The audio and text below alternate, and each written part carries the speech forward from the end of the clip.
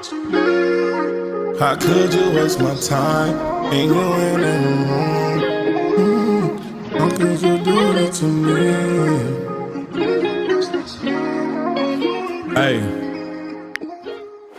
The last honest streamer, talk to me. Reason the internet loves the spectacle. The bigger it is, the louder it is, the more expensive it looks, the better it performs. Look at the top of Twitch right now. It's flooded with million-dollar mansions, celebrity subathons, streamers buying their 10th dream car. Everything seems to be built around the question, how much money can we burn on camera? Before he gets into CaseOh, honestly, I really deadass think that's one of the current problems with streaming. Everybody trying to keep up with the Joneses and try to go above and beyond on this, that. And all of a sudden later on, they feel like they stuck, stagnant, and don't know what to do. Bro, at the end of the day, I feel like when you're doing all those big ass events, you kind of not really like bonding with your community. You dead ass just putting on a show. You putting on a spectacle. Like you're just trying to put on a big ass event, but you're not really like, you're not as engaged with your community like that. Now, there's nothing wrong with doing that and expanding your horizons and shit. And if your community is obviously investing in you, it's nothing wrong with stepping outside of your boundaries. Because I do it every now and then. We did some cooking streams and shit. But when you start to do like that, I feel like you easy see a bunch of people start to say they getting burnt out. And then there's this guy. CaseOh is interesting because on paper, he's doing almost everything wrong. His production quality is kind of garbage. CaseOh, where did he come from? 200,000 viewers playing Fall Guys yesterday. Yeah, it wasn't even zoomed in or cropped. His setup isn't designed to be some massive content machine. Half the time he's live, he's playing some random game most people have never even heard of. Yep. Your costume sucks, kid. I mean, when your entire job is getting people to watch you, you don't turn down a Mr. Beast video. But CaseOh did. CaseOh did not respond to my message. And somehow, despite doing the opposite of what the internet tells creators they're supposed to do, he's still one of the biggest streamers on the planet. How does that happen? The honest answer is that none of this should have worked. Because Bro, I'm gonna watch this video. My answer is he's very relatable. Bro, when you click into his streams, it's not crazy high quality. It's not a guy that's trying to be anybody else. He's literally being himself. And what a lot of people fail to realize, in my opinion, bro, you do not have to go above and beyond with all of your quality. Bro, the common person watching you don't got half this. They just want to watch somebody be funny, be themselves. If you feel like you got to constantly upgrade your damn camera when a new camera come out, constantly upgrade your mic when a new shit come out, constantly upgrade your background, bro, he's not relating to all of that shit, bro. CaseOh, he just be himself. CaseOh's had the odds stacked against him since day one. Case Baker grew up in rural Arkansas. His hometown has a population just over 50. Upgrade your chair. Oh, let me tell you, I don't have this chair for relatability. I promise you, we ain't doing this for anything. I got this chair because this literally still works. The day I'm gonna upgrade this chair is when it fall and break. If I'm still sitting and it's supporting me, why am I getting a new chair? It's been doing it. Tomorrow, barely. This is a good chair. 1500. It's the kind of place where a new Walmart makes the front page, and where the churches outnumber the stoplights. Towns like that don't have a lot going on. So, as a quiet kid, Case did what quiet kids in quiet towns have always done. He disappeared into a screen. In this case, a PlayStation. Call of Duty on repeat. Yep.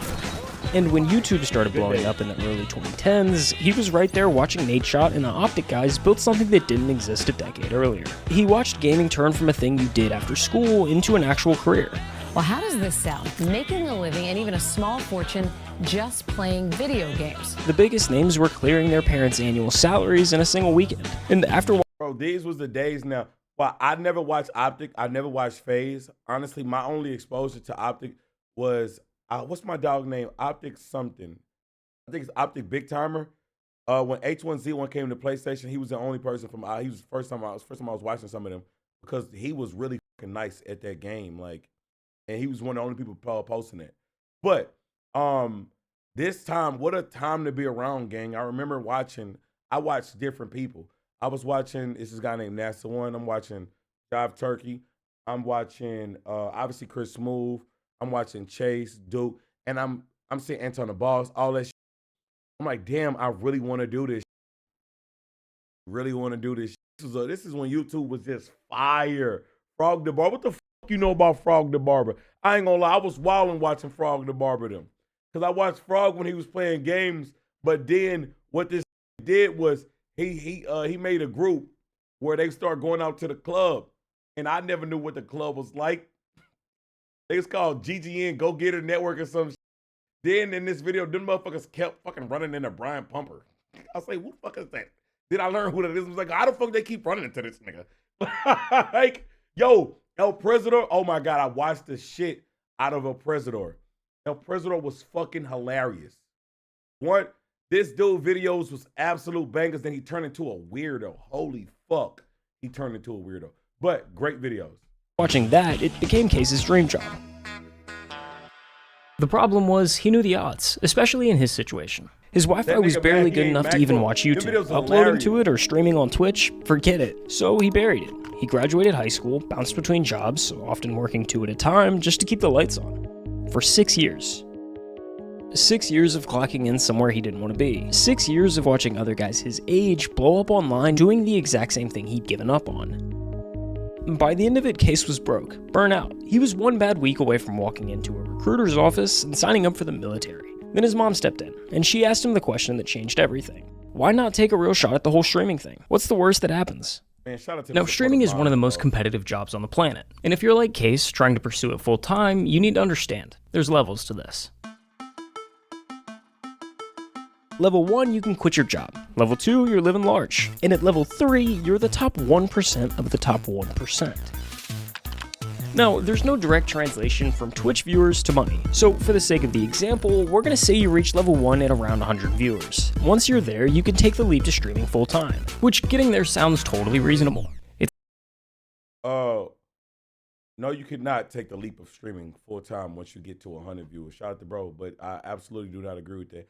I think that there's actually too many people taking that leap and going full time and literally trying themselves. I'm actually in the group that I'm fine with being on the wrong side, I guess. I'm in a group that say, bro, hold your job as long as possible until this shit really pay your bills constantly. There's too many people that take this risk and then you put yourself in a bad ass spot. Like, I'm not saying don't ever quit your job to pursue your dreams, but do it when it literally makes sense. It's not. Somehow convincing 100 people to watch you live is brutal. In the past year, 18.4 million people opened up Twitch and broadcasted live on the platform. I want you to guess how many of them actually made it to level 1. Seriously, throw a number out there. You said he might be talking about 100 subs? No, he said 100 viewers. Let's go back though. At around 100 viewers. Once you're there, you can take the leap to streaming full time, which getting there sounds totally reasonable. It's not. Somehow convincing 100 people to watch you live is brutal. In the past year, 18.4 million people opened up Twitch and broadcasted live on the platform. I want you to guess how many of them actually made it to level 1. Seriously, throw a number out there. The answer is 165,536. That's less than 1%. For every person who gets to level 1, there's 100 that don't. Every big streamer you see today spent days, weeks, if not months streaming to an audience of 0. I mean, take Jinxie for example. He streamed to just 5 viewers for a year and a half before he ever made it. 5 viewers? He's grinding! And I'm throwing all of these numbers at you for a reason, because without them, you wouldn't understand how truly insane what happens next is. Gang, I'll never forget like the basics of coming up in this shit. I'll never forget it. Bro, growing in content creation is not easy, and I think that every day is getting more tough, right? The reason why I say that is because, bro, people finding new ways to maximize and bring viewers in and X, Y, and Z, and each day, the new person that comes in, you're starting behind the 8 ball. There's legitimate people that got machines behind them now. That don't mean it's impossible, but it's so saturated. It's so oversaturated in this current moment, and everybody think that they can do it. Everybody think that, man, I got what it takes. And a good amount of people do, but motherfuckers don't really know how hard it is to get people to actually watch you and sit. I remember my first YouTube video, gang, like when I put that bitch up and it got like 6 views, that shit hurt me, nigga. Now, I didn't expect nothing crazy, like, but I say, whoa, damn. When it was time to edit and do something again, that bitch ain't go no. I said, whoa. So on my next video, play the clip. Chill. Hold on, let me play the clip. editing 2 hours for 2 views. No, hold on, Shiva. Bro, the first time I edited a video, I still got the laptop. I think it's at my mama's house. I'ma always keep it. I don't know. Is it fake humble? I don't think it is. It's just me wanting to remember that. It's like sentimental. I had a Lenovo laptop. The laptop was literally fucked up. Like the screen was off. Lord have mercy. And to edit that video, I'm using Sony Vegas. That shit took all fucking day. To edit that one video, I'm being so for real because it's not a video made for that. That video probably took like 4 hours to edit because it was so slow. Then to render, niggas don't know. I got a computer. I can render a video in 30 minutes. Shout out, that's blessing. To render that same video took 18 hours. You would have to go to sleep, wake up, and then put that bitch up. Niggas don't know that. That shit was ridiculous, gang. Well, on my life, 18 hours. And we did it consistently. For whatever reason. We did it. I'm at to find the timestamp. We did it consistently. Let's refresh. But I know this video is about CaseOh, but I bring that up to say I'll never like, bro, to get to 100 viewers, that shit is a lot of work, bro. I think that a lot of people obviously start to make it and then like they forget the path to get there. Uneligible? What the hell is this? Eligible to earn. What the hell is this? Sharing ad views, shopping disabled? Why the fuck is that? Trying to take my damn money on YouTube, bastards. Okay. Well, my first thumbnail was terrible. My second thumbnail was abysmal. Made me smash a baby mama. Nigga blink. My sorry, got Raid the kid, disgusting. I'm ready for that drum. I could that pot them junkies treat me like a bone. Horrible. What is good, YouTube? Horrible. I'm Trey the Kid coming at y'all with my second video after my disappointing YouTube debate. Yeah. The goddamn video didn't even get 20 views. That shit hurt, nigga. You don't know what it's like to edit a video for 18 hours, nigga, and only get 17 views, nigga. That shit hurt. That shit hurt. That must say you can hear the pain. That shit hurt, nigga. That shit hurt, nigga. I thought I was gonna beat somebody, kid. Oh, bro. But from that moment, I accepted the challenge though. Like, I was like, I always knew it wasn't gonna be easy. Don't get it wrong. I never thought it was gonna be easy. But I was like, no, this shit more difficult than what I thought. All right, fuck it. Let's do it. Let's do it. All right, boom.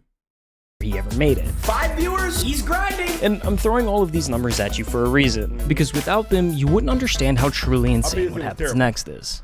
Okay, so hate to interrupt myself here, but let's say you're like CaseOh and don't love your day job. Maybe you're not all that interested in streaming, but you've got a business idea and just don't know where to actually start. Well, let me tell you about WAP. Yeah, man, shout out to them, bro. I don't really know too much about WAP. Your money's working while you're working.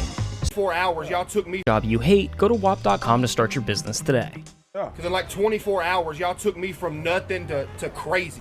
You see, CaseOh hit level 1 in the first hour of his first ever stream, and he didn't just get lucky. Hey, y'all came through deep from the top, man. In the days before he went live for the first time, CaseOh was already laying the groundwork. He spent days filming and editing clips of him playing NBA 2K23, and on September 10th, 2022, he uploaded 22 videos to TikTok. The next morning, he woke up to over 10,000 followers, and a comment section flooded with one question. So that night, he went live for the first time, and the Gang, people come in here all the time, and I'm gonna be real. At this point, I think it's really just people being lazy. But I know if I answer this in a certain way, people think that I'm being an asshole. I'm really not. The answers never changed on how to make it. The answers is very fucking boring on how to do it. It's so boring. Niggas think that if you tell you, oh man, this nigga bullshitting me. No, bro, you got to like constantly promote yourself, gang. You gotta be consistent. And on top of that, you gotta promote yourself. He started promoting himself on social media, on TikTok and shit like that, and that drove traffic. floodgates opened. When I look down and I see 126 viewers, bro, I cannot believe it. From that day on, he followed the same routine. Clock into the 9 to 5, hit the second job, cut a few lawns, then come home and stream until he couldn't keep his eyes open. Yep. I don't want to go sleep, man. I don't want to go to work, man. I want another build, dog. All I want to do is make builds and play 2K forever. Why'd I gotta go work? After each stream, he'd find the best moments, clip them, and fire them back onto TikTok. The loop fed itself. Inside a week, he'd blown past 100,000 TikTok followers. Every stream was pulling 500 plus concurrent viewers. Dude said, call the boss quit, this your life now, cuz? Dude, imagine. And the number that actually mattered, he was making more money streaming at night than he was at his day job. And no, y'all literally just donated more than I make in a week in one night. Bro. Hey. Bruh. But CaseOh kept his head on straight. What shows up overnight can also disappear overnight. So before he quit his day job, he needed proof that this wasn't a fluke. So he made a deal with his chat, hit 5,000 Twitch subs, and he'd quit his job. This a day we're gonna remember forever, you feel me? This a day we gonna remember forever. You know I love y'all, man. Thank you, bro. It's all y'all, you feel me? Thank you, man. Full-time CaseOh in the building, and I'm laying in their mouth, too. Within just a few weeks, it was a done deal. Case's fan base was new, but dedicated, and they wanted to see him pursue this thing full-time. Like I said, I've been dreaming of wanting to, be a streamer, a content creator since I was 13 years old. I finally took the leap, bro. I finally took the leap, and y'all came through for you, boys. For real, y'all came through crazy. Fire, bro. Now, it wasn't all sunshine and rainbows from here. His internet was still garbage, like genuinely bad. Streams would lag or even just end because the connection bottomed out. Do you see what I deal with? And when you're trying to build an audience, that's the kiss of death. If your stream ends, they move on to the next. Eventually, numbers started slipping. For a couple months, it looked like maybe the whole thing was a fluke. Maybe the bubble had already popped. You know, I seen the numbers when I very first started. You know, the hype was there because I first blew up. Had like 800 viewers every night. Then y'all seen it dip to like, 100, 150. I was like, I gotta do something different or it's gonna go under. Then he picked up a different game, Hogwarts Legacy. It was kind of a weird choice. It had a totally different audience from the 2K crowd he'd built, but he streamed it anyway, clipped a moment, and posted it to TikTok. Look, I see the sun peeking through the window a little bit. Sleep schedule gone now. Gotta make Hufflepuff proud, though. Hey, it is what it is, man. That one video alone pulled in over 18 million views. Just like that, he's back. Viewership climbs to 600, keeps climbing. Month after month, every week another clip going viral. Another wave of new viewers funneling straight to the stream. The snowball was rolling again. By May 2023, CaseOh was averaging over 2,500 viewers, a legitimate name in streaming culture. If you don't know who he is, you gotta be living under a rock. And this is level 2. At level 2, you're starting to live large. You're in big boy money territory. At this point, you're not going to bed afraid the whole thing vanishes overnight. All right, babe, my dad. Get him out of here! With over 2,500 average viewers, CaseOh was sitting somewhere just inside the top 1,000 streamers on Twitch. Incredible by any measure, but remember, Twitch is stacked top heavy. And when I say top heavy, I mean it. At any given moment, there are about 3 million users on Twitch watching content. When you break down the viewer distribution by channel rank, the picture gets pretty clear. Out of the millions of channels on the platform, the top 250 pull over half the viewership. That's the difference between level 2 and level 3. While it seems like the easiest jump on the ladder here, it's actually the most difficult. There's a specific blueprint nearly every streamer has followed to make this jump. Here, I'll break it down for you. What you're looking at right now is 5 of the biggest streamers on the planet. Each at the moment they were averaging exactly 2,500 viewers. Pay attention to the setups. None of them are exciting. The rooms are pretty basic, the camera quality kinda sucks. There's no production value. They look like what they are, just guys streaming from their bedrooms. Now fast forward to when those same streamers are pulling 10,000 viewers a night. Everything's changed. The lighting's dialed in. The cameras are crisp. The rooms look intentional. This is the blueprint kicking in, and it all starts with one realization. At this level, streaming isn't just a job anymore. It's a business. And like a business, the goal is to make as much money as possible.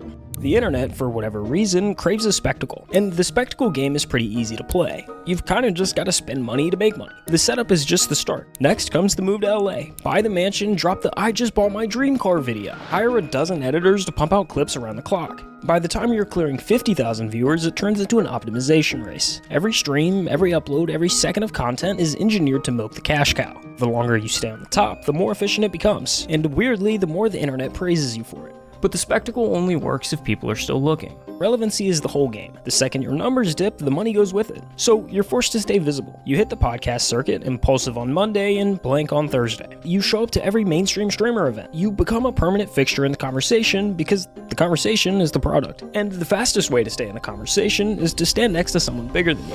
Take those same 5 streamers and pull up their biggest streams of all time. Ninja, Fortnite with Drake, Hayden Ross, the Donald Trump interview, Kai Cenat, the LeBron stream that pulled over 1 million concurrent viewers. That's the blueprint. I'm not necessarily saying it's bulletproof or guaranteed, but it's the safe route. Every streamer who's made it to the top 250 has run some version of that exact playbook based on constant evolution. But CaseOh ignored this approach altogether. His strategy is quite literally the opposite in just about every possible sense. The last time we talked about CaseOh, he was fresh off of Hogwarts, averaging 2,500 viewers. So let's run that same comparison from earlier and fast forward to when he's at 10,000.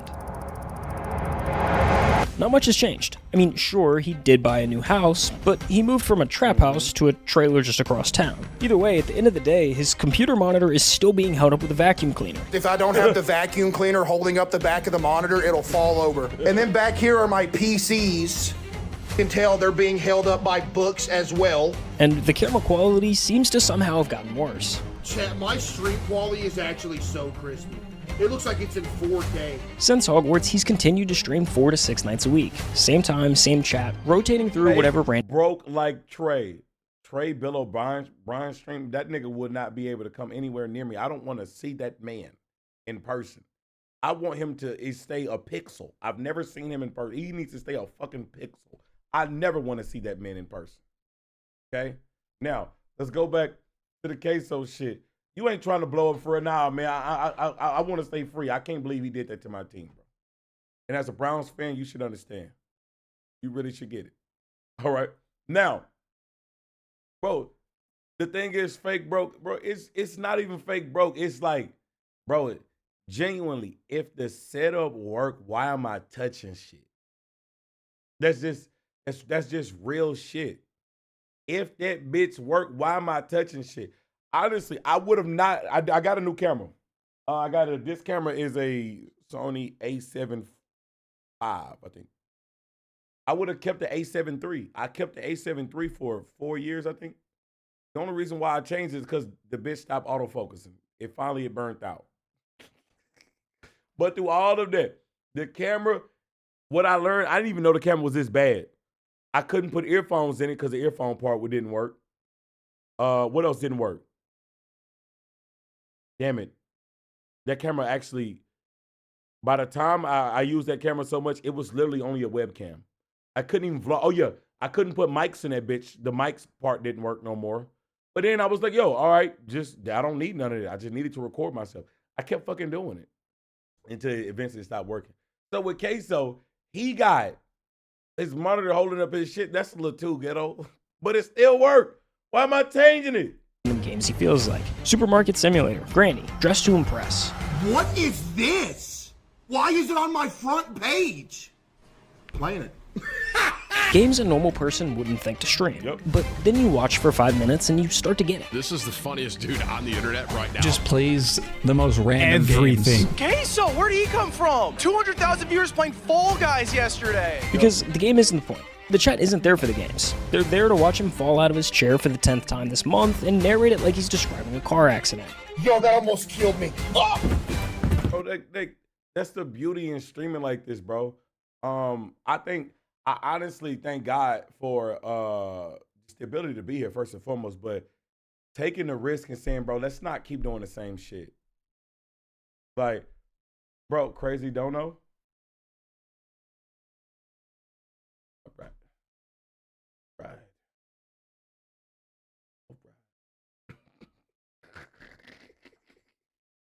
Right. Now, bro, any nigga that want to get into content creation and eventually do this, I think it is okay to start with a base game. Your base game is going to be the game where you lay your foundation, where you build your initial community.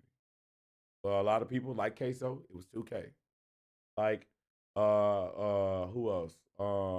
Like a lot of AMP people, it was 2K. Like Ninja, it was Fortnite. I don't even know. I think Nick Mercer started off. He was competitive like Gears and shit like that, whatever.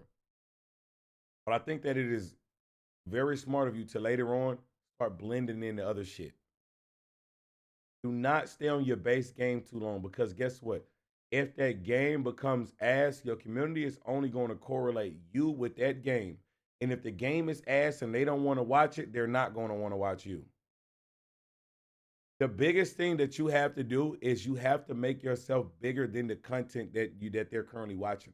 They have to come to watch you, and the other shit is just extra. Like, and I've always noticed it. I've always learned. I'm like, bro, it don't need to be, oh, nobody watched me for the new 2K game. That's why I stopped doing 2K news. Like, I don't care about doing no 2K news. I'm like, I realize people's only tuning in for the news and then they'll leave. All right, I'm not going to keep doing that. Let's do something else. Let's move to something else. So, and then the good thing about what CaseOh is currently doing, and it's kind of like a lot of the shit that I do as well, but we're going to play something so niche that only we playing it.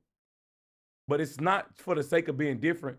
It's, I know I like what I'm doing, and I'm going to provide good content doing this. So, I go and I see him playing the most random fucking game. And I'll sit and watch it. Because it's entertaining. It's like, he's not trying to force playing the most popular shit. Yo, chat! The Border Patrol game that he played was funny. I was actually supposed to play that game, and I just bullshitted. But yeah, like shit like that. Here is dead, dude! To watch him get jump scared by a horror game and scream at a volume that blows out the mic. And that's why it worked. By January of 2024, CaseOh was averaging over 50,000 concurrent viewers every single night, making him the number 3 ranked streamer on all of Twitch. But then it's like my mind is weird. Like in my mind, I still don't have the thought of like I still made it. Yeah. Because in my mind, I feel like if I have that thought and tell myself that I made it, you don't want to get like lazy. It's going to go downhill. Yeah. You know what I mean? By every metric the industry actually uses, CaseOh is underperforming. He's leaving growth on the table at every possible turn. He doesn't invest in new setups, he doesn't upgrade his gear, and has no real plan to optimize himself. Every analyst will tell you he could be twice the size he is if he just ran the playbook like everyone else. And honestly, they're probably right. But fuck no. Honestly, I know you're saying that for the sake of your video. Nobody's saying it about CaseOh, honestly. I think that for him, he just continue to do what he do. He's going to naturally, continuously grow. Like, he should never try to run no quote-unquote playbook, because there's no real playbook for real. It's just like, that's what worked for them. Here's the thing. CaseOh never looked at any of that and felt like he was losing something. Chose another path. Yeah, 100%. The problem is when somebody makes it and they start to cook, you got 10,000 people thinking that's the only way. No, it's not, nigga. You limiting yourself to think that's the only way. No, it's not. Because look at how this content creation shit going. At first, niggas thought, okay, I only can blow up off games. Then guess what? Niggas start blowing up off of reactions. You got motherfuckers blowing up off of talking about cars and not even driving them bitches. Like, so many people get tunnel vision, and you see how another man got to the food, and you think, oh, I gotta walk that path to get the food. No, there's so many ways to do this shit. There's so many ways to cook.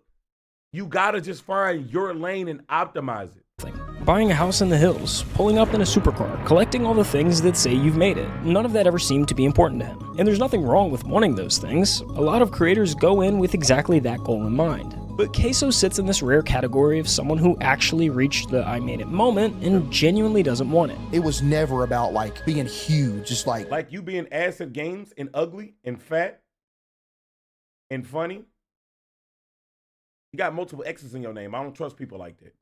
I'm not saying they bad people. I just know not to trust them. You have bad judgment. So you can't trust. You can't say anything about me.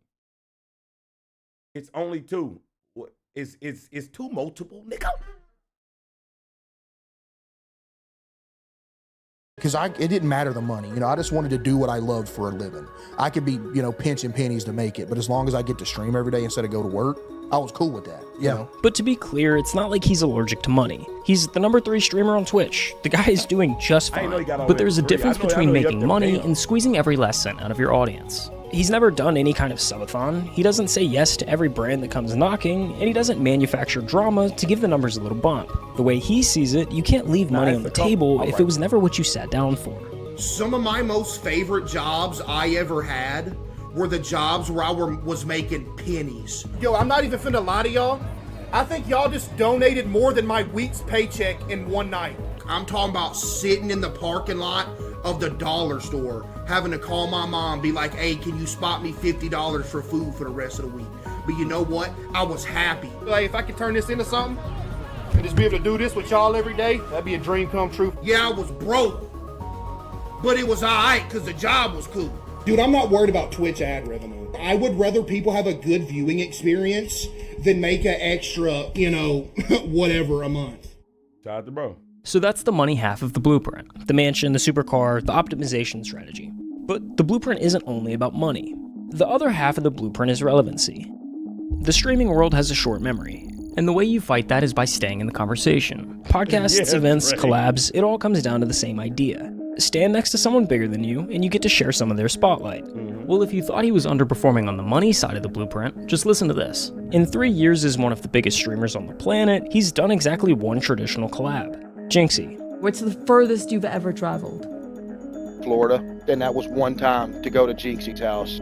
And that collab is, almost word for word, the only existing footage of CaseOh outside of his own house. My friend brought this up yesterday to me when we were chilling. He said it's crazy that Jinxie literally has the only recorded footage of me outside of my own stream setup. Like, he is the only one that's got me out of my room. Matter of fact, it was the first time he'd ever left the state he was born in. So this is the first time you've ever been out of, Florida? Or out of Arkansas, Yeah. Wow. It's just, I don't know, I be getting homesick. I get away from home for too long, I'm just, I don't know. Over the last 3 years, CaseOh has won 5 different awards. And the Streamer Award goes to... CaseOh! CaseOh! He hasn't shown up to a single one in person. Mr. Beast tweeted you? Oh, yeah, I talked to him, yeah. I can't even go on a Mr. Beast video due to fear of airplanes. Ain't that bad, chat? I actually seen a video of they recommended him on my page. That's how I found out he's scared to fly. I guess somebody made a custom van for him so he can start doing road traveling and shit like that. According to the blueprint, all of those things just come with the territory of being in the top 1%. But CaseOh is avoiding all of it. And when you stack it all up, not going to award shows, turning down the collabs, even the fact that he's only left the state of Arkansas once, you start to wonder if there's more to it than just not caring. Honestly, smart move.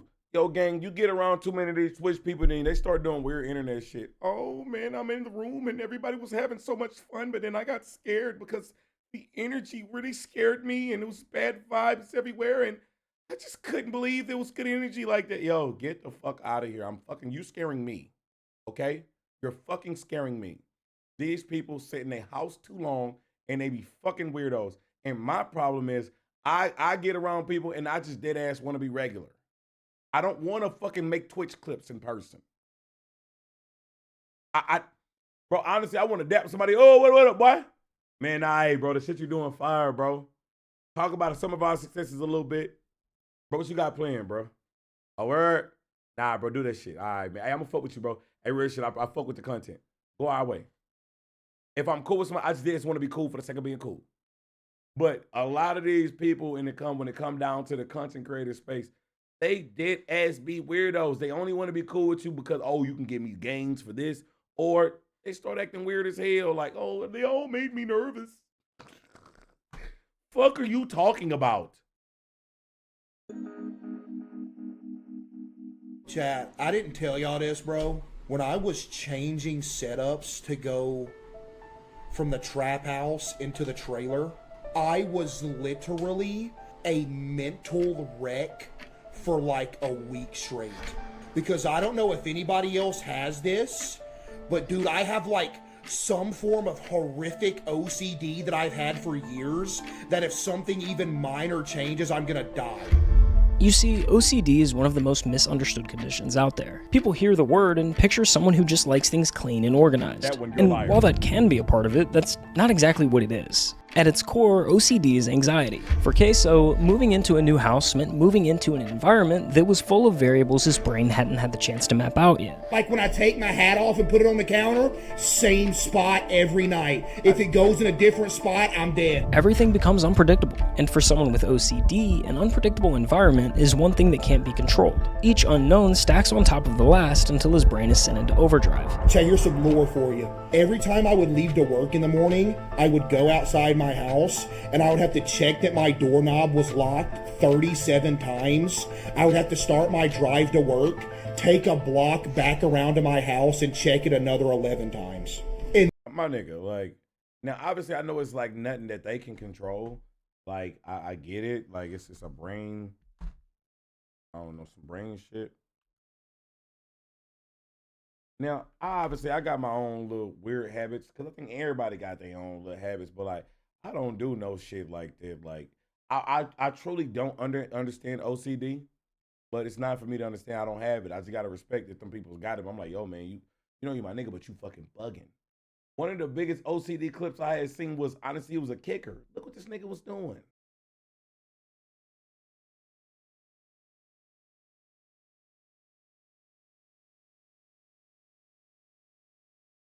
Put the helmet on, gang. That shit is insane.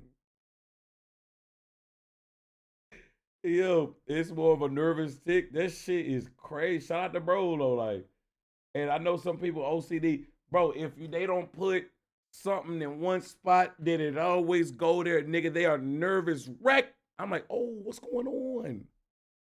Oh. And then I could go to work. Which explains why his setup has barely changed over the years. It's one of the places where his brain already knows the answers to all the questions. It's his rules at his pace, all in an environment that makes him most comfortable.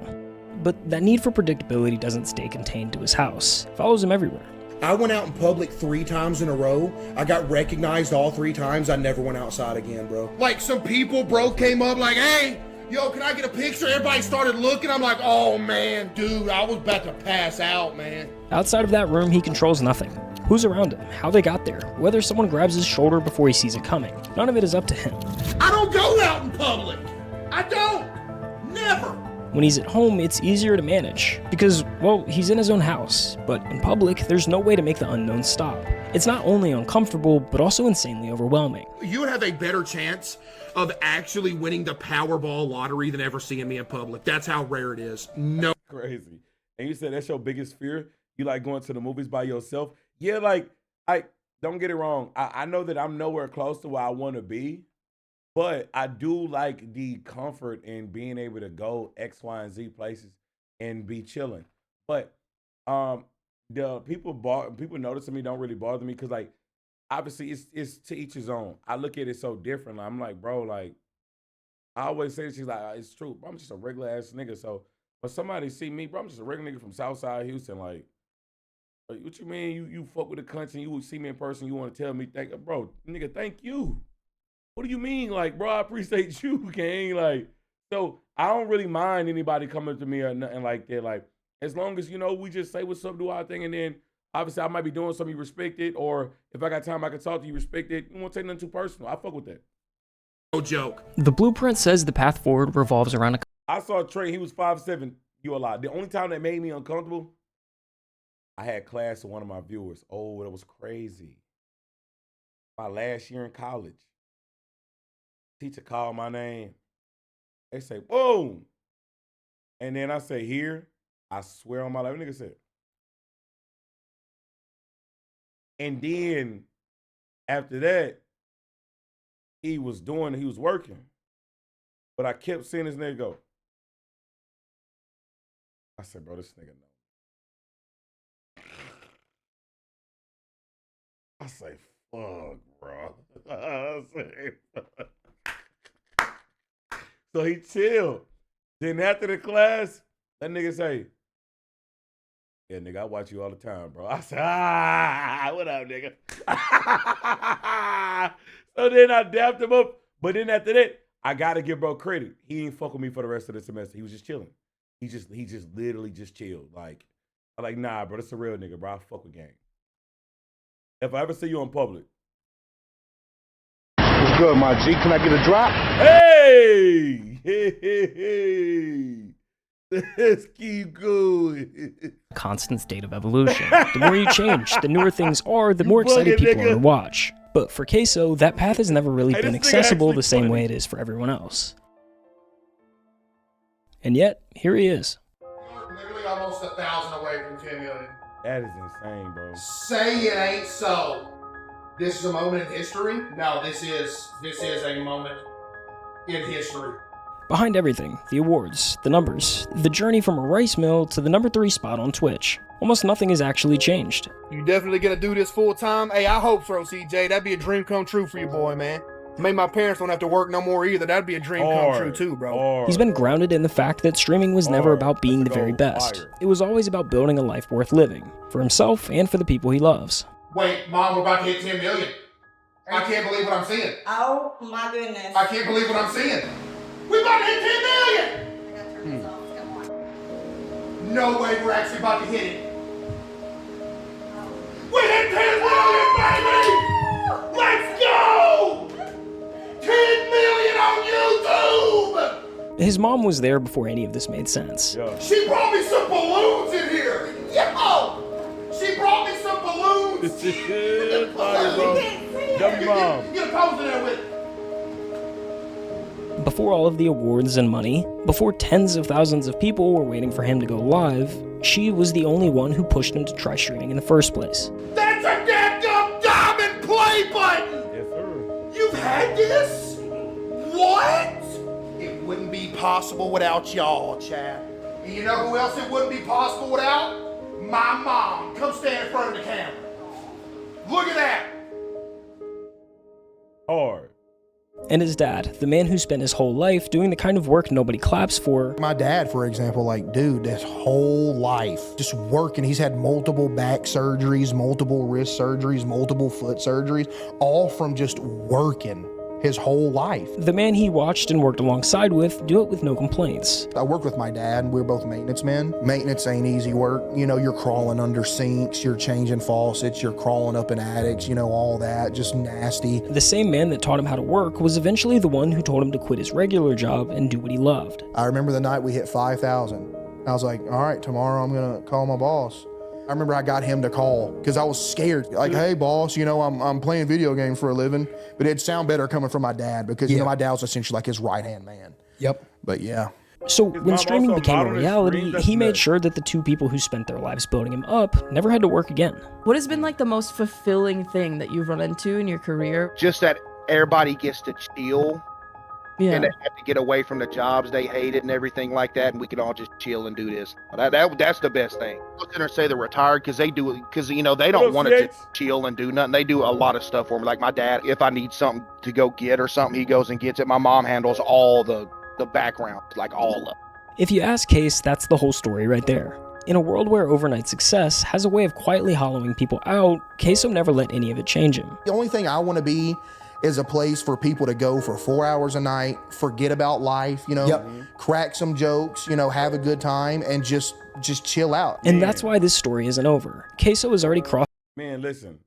Shout out to bro. I don't mean to try to turn this shit into like anything that I'm doing too much, but it's just a lot of shit he's doing is relatable. That's why I look at me and my community, gang. That's why I don't be wanting to talk about a whole lot of dumbass shit, to be honest. Like, bro, I deal with this shit every fucking day. A lot of us deal with a lot of the same shit every fucking day. That's why I want to go live. Let's chill for 4 hours, 5 hours. Let's vibe. And then after that, we go back to the fuck shit. I'll see y'all again tomorrow. I'll see y'all again tomorrow because niggas be needing breaks, bro. Niggas be needing entertainment breaks or just anything, bro. Some motherfucking community to talk to. We on the same thing. 24 hours win? Never. I get sleepy. The line that mattered the most. He turned his dream into real life. He helped his family stop working. He became the place he always wanted to be for others. So whatever happens next is just the icing on the cake. Gatorade cap from quit looking at my hands. Fire video. I've been dreaming of this since I was a kid, bro. Y'all for real low key making dreams come true, bro. Fire. Shot o'clock done came around, now we born on jet one more. Done, we out the Julio. Get you up in this room right now, and I bet you we make a movie wall. Done.